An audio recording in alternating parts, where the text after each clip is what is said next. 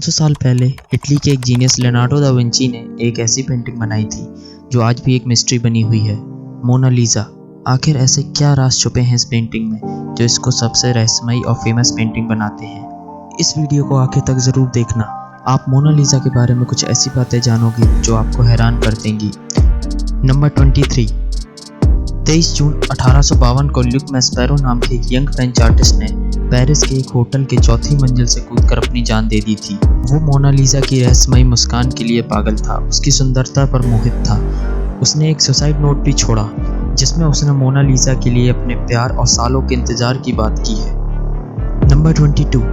Mona Lisa के बारे में जो सबसे रहस्यमयी बात है और जो बात आर्टिस्ट और हिस्टोरियन से सबसे ज़्यादा सोचने पर मजबूर करती है वो है मोनालिसा की रहस्यमयी मुस्कान, जो अलग अलग एंगल से देखने पर अलग अलग दिखती है, मतलब बदलती रहती है। पहले ये तस्वीर मुस्कुराते हुए दिखाई देती है और फिर ये मुस्कान फीकी पड़ जाती है, फिर गायब हो जाती है।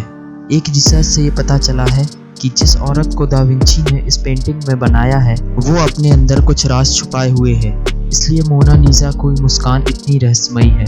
नंबर 21।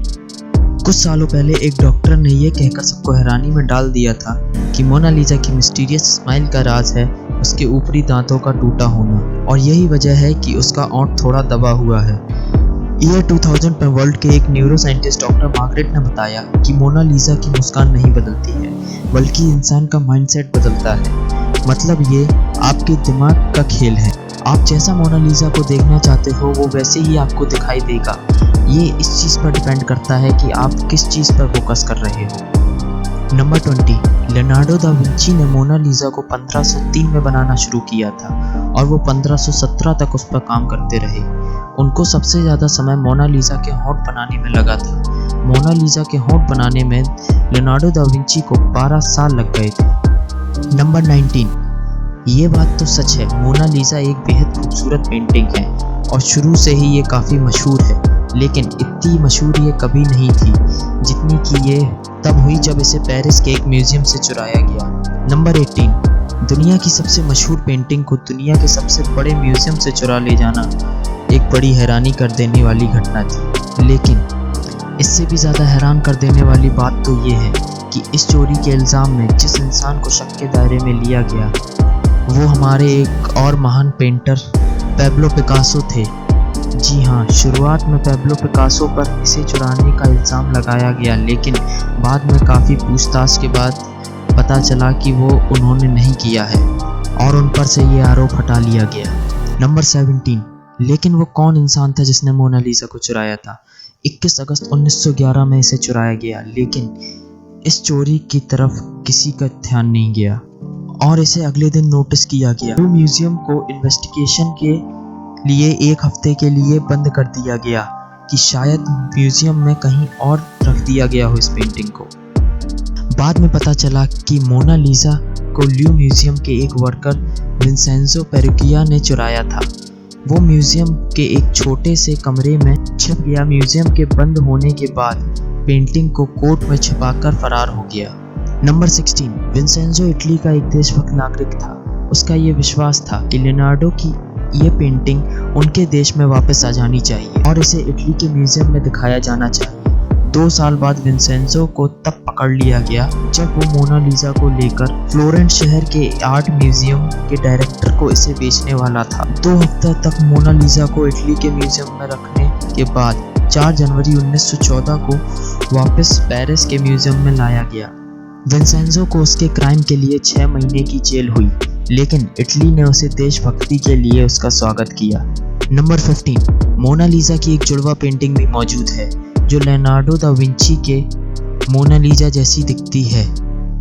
कहा जाता है कि दूसरी पेंटिंग को लियोनार्डो दा विंची के टाइम में उनके एक स्टूडेंट फ्रांसिस्को मेल्ज़ी ने बनाया था।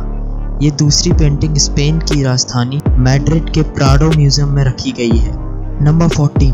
आज तक ये बात रहस्य है कि मोनालिसा कौन थी, कि लियोनार्डो दा विंची ने ये किसकी तस्वीर बनाई थी, ये कौन औरत थी। ज़्यादातर स्कॉलर्स का ये मानना है कि ये पेंटिंग में जो तस्वीर है वो लीज़ा गेर्दिनी की है, जो कि फ्लोरेंस की एक इटालियन औरत थी। थ्योरी यह भी कहती है कि मोनालिसा लियोनार्डो दा विंची की खुद की तस्वीर है, मतलब उन्होंने इस पेंटिंग में खुद को एक औरत के रूप में बनाया था। नंबर 13, इस खूबसूरत पेंटिंग को कई बार नुकसान पहुंचाने की भी कोशिश की जा चुकी है। 1956 में एक बोलिवियन टूरिस्ट ने मोनालिसा पर एक पत्थर फेंका था, जिसकी वजह से मोनालिसा की बाईं हाथ की कोहनी के पास एक छोटा सा निशान आ गया था। बाद में इसे रिस्टोर कर दिया गया, लेकिन निशान अभी भी हल्का हल्का दिखता है। इससे पहले एक व्यक्ति ने इस पर एसिड फेंका था, इसलिए मोनालिसा की सिक्योरिटी को देखते हुए इसे बुलेट प्रूफ ग्लास के अंदर रखा गया है। इसके बाद भी एक महिला ने इस पर रेड पेंट स्प्रे करने की कोशिश की थी और 2009 में एक रशियन लेडी ने इसकी तरफ सेरामिक टेकअप फेंका था। पेंटिंग दोनों केस में सुरक्षित रही। नंबर 12, लियोनार्डो दा विंची एक राइटर भी थे, लेकिन हैरानी होती है उन्होंने अपनी सबसे फेमस पेंटिंग मोनालिसा के बारे में कहीं भी कुछ नहीं लिखा। नंबर 11, सेकेंड वर्ल्ड वॉर के टाइम मोनालिसा को 6 बार अपनी जगह से बदला गया कि ये बेशकीमती पेंटिंग जर्मन नाजियों के हाथ में ना चली जाए। नंबर 10, लियोनार्डो के एक स्टूडेंट ने 1514 से 1516 के बीच में मोनालिसा का एक न्यूड वर्जन भी बनाया था, जिसे मोना वेना भी कहा जाता है। इसके हाथ और बॉडी के पोस्चर बिल्कुल मोनालिसा जैसे ही हैं। कहा यह भी जाता है इसे भी लियोनार्डो दा विंची ने बनाया हो। ये पेंटिंग पेरिस के कॉन्डे म्यूजियम में रखी गई है। नंबर 9, लियोनार्डो दा विंची ने मोनालिसा को पेंट करने में 30 से भी ज़्यादा लेयर्स का इस्तेमाल किया था, जिसमें से कुछ लेयर्स तो इंसान के बाल से भी बारीक थी।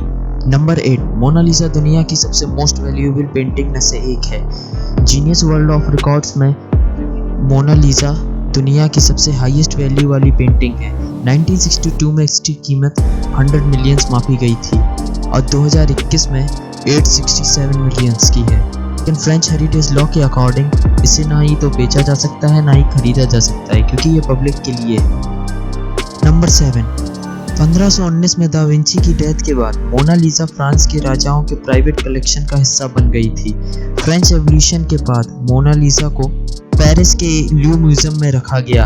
ये पेंटिंग नेपोलियन को इतनी पसंद आई थी, उन्होंने इसे अपने बेडरूम में लगवा लिया था।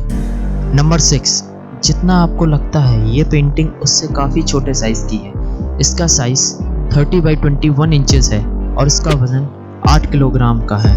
दा विंची ने इसे पेपर और कैनवास पर नहीं बनाया था, बल्कि पोलर की लकड़ी पर ऑयल पेंट से बनाया था और इतनी खूबसूरती से बनाया था कि इस पर ब्रश के निशान भी देखना बहुत मुश्किल है। दा विंची के टाइम में कैनवास और पेपर मौजूद थे, लेकिन पेंटर ये सोचते थे कि छोटी पेंटिंग के लिए लकड़ी का यूज़ करना सही रहेगा। नंबर 5, जब आप इस पेंटिंग को देखते हो तो आप पाओगे कि मोनालिसा की आईब्रो और आई लैशेस नहीं है, और सवाल अब ये उठता है कि लियोनार्डो दा विंची ने आईब्रो और आई लैशेस क्यों नहीं बनाई। 2017 में फ्रेंच इन्वेंटर पास्कल कोट ने हाई रेजोल्यूशन से ये पता लगाया कि दा विंची ने मोनालिसा की आईब्रोज और आई लैशेस बनाई थी। उसने बताया कि ये टाइम के साथ धीमे धीमे गायब हो गई, शायद ओवर क्लीनिंग की वजह से। नंबर 4, पैरानॉर्मल क्रूशियल नाम की एक वेबसाइट ने ये दावा किया मोनालिसा की पेंटिंग में एलियन छुपा हुआ है और कहा कि पेंटिंग को लेफ्ट साइड से मिरर के साथ जोड़कर देखा जाए तो एलियन जैसी आकृति बनती है। ये बात तो तब सोचने पर मजबूर कर देती है जब एक और थ्योरी सामने आती है, जिसमें ये कहा गया है कि दा विंची ने इस पेंटिंग के लेफ्ट साइड में बड़े ही सीक्रेट तरीके से एक मैसेज छुपाया था। थ्योरी बताती है कि ये पेंटिंग में इटालियन में लिखा गया है ला रिस्पोस्ता सी ट्रोवा qui। इसका मतलब है द आंसर इज हियर। हालांकि इस थ्योरी में कितनी सच्चाई है इसकी कोई पुष्टि नहीं की जा सकती। मैं इसके सच होने का कोई दावा नहीं करता हूँ। नंबर 3, मोनालिसा के फैन दुनिया भर में हैं। इस पेंटिंग पर बहुत सी पोएम्स भी लिखी जा चुकी हैं और सॉन्ग्स भी बन चुके हैं। जब से इसे पेरिस के लव म्यूजियम में रखा गया है तब से इसे वहाँ लव लेटर्स भी मिलते हैं, चाहने वालों की तरफ से फ्लावर्स भी मिलते हैं। नंबर 2, मोनालिसा को इंग्लिश में मोनालिसा लिखा जाता है, लेकिन इसकी सही स्पेलिंग ये है। कोई इसे मोनालिसा कहता है, कोई मोनालिसा कहता है, लेकिन इटालियन में करेक्ट प्रोनाउंसिएशन मोनालिसा है। इसका मतलब होता है माई लेडी। नंबर 1, अगर आप पेरिस के लव म्यूजियम में जाते हो तो मोनालिसा के रूम में जाने के बाद जहां मोनालिसा को रखा गया है उसके बिल्कुल अपोजिट डायरेक्शन में आपको एक बहुत बड़ी पेंटिंग मिलेगी जो कि मोनालिसा से कई गुना बड़ी है। इसका नाम है द वेडिंग फीस्ट एट कैना। इसे इटली के एक पेंटर पाओलो वेरोनीज ने 1563 में बनाया था। ये पेंटिंग इतनी खूबसूरत है कि इसकी तारीफ के लिए शब्द कम पड़ जाएगा। क्योंकि ये पेंटिंग इतनी फेमस नहीं है, इसलिए लोग इसे देखने में ज़्यादा इंटरेस्टेड नहीं हैं। यही बात है, मोनालिसा के सामने तो आपको बहुत बड़ी भीड़ नज़र आएगी, लेकिन इसे देखने के लिए बहुत ही कम लोग मिलेंगे। अगर हाँ, एक ऐसा व्यक्ति जो आर्ट से प्रेम करता हो, उसे आर्ट की पहचान हो, वो इस पेंटिंग को ज़रूर देखेगा। मैं ये नहीं कह रहा कि मोनालिसा एक अच्छी पेंटिंग नहीं है, लेकिन दुनिया में कई और भी अच्छी पेंटिंग हैं। मतलब और पेंटर्स की भी रिस्पेक्ट करनी चाहिए हमें। पेरिस का ये ल्यू म्यूज़ियम दुनिया का सबसे बड़ा आर्ट म्यूज़ियम है। तो इस वीडियो के लिए इतना ही। अगर आपको पसंद आया हो तो लाइक और शेयर ज़रूर करिए।